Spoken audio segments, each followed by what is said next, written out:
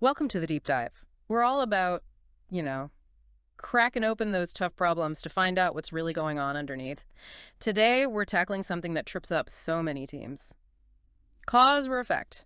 Uh, Basically getting to the root of IT issues. For this deep dive, we're drawing some great insights from a really practical book, Project Management for Project Managers by Orlando Casabon. Yeah, it's so important to get this right.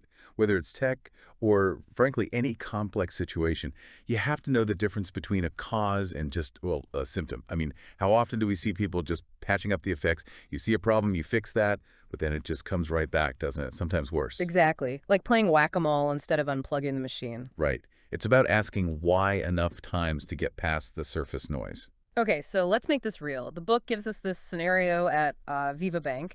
They're having these recurring network nightmares right when they're busiest. You can just picture it peak hours, everything grinding to a halt.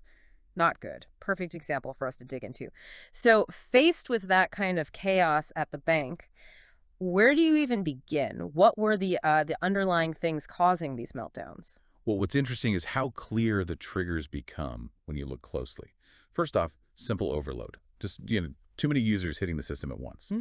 If the system wasn't built for that load, it's like trying to pour a gallon of water into a pint glass. It overflows. Okay, that makes sense. Too much demand. What else? Then there are internal processes, things like data backups or heavy security scans. Mhm. If those are scheduled to run right slap bang in the middle of peak business hours, well, they can hog resources and bring everything else crawling to a halt, or even crash it. Oof. Yeah, timing is everything there. Anything else foundational? Absolutely. A big one is how the network was set up in the first place. If it wasn't done by qualified professionals, well, you could have baked in instability from day one. Right, like faulty wiring hidden in the walls. Exactly. And sometimes that points to bigger issues, like maybe not enough budget for proper setup, Yeah. you know, cutting corners early on. And finally, a classic, inadequate server hardware. Just the computer running the whole show isn't powerful enough, can't keep up when things get busy, leads to lag, crashes, the works. These are the deep down problems. Got it. So those are the hidden causes, the why. But what does it look like on the surface? For the users, the clients, the managers, what are the effects they're actually seeing? Well, the effects are the direct result, the pain points everyone feels. You get those really inconsistent reply times right. Things slow down, maybe time out completely. That's the system groaning under the load, basically. And the customers knows that immediately, I bet. Oh, absolutely. So the next effect is impatient clients. They're stuck, they're frustrated, business isn't happening smoothly. Which then bubbles up, presumably. Exactly. It leads straight to a dissatisfied boss, uh, management losing confidence. It creates this whole atmosphere of unreliability.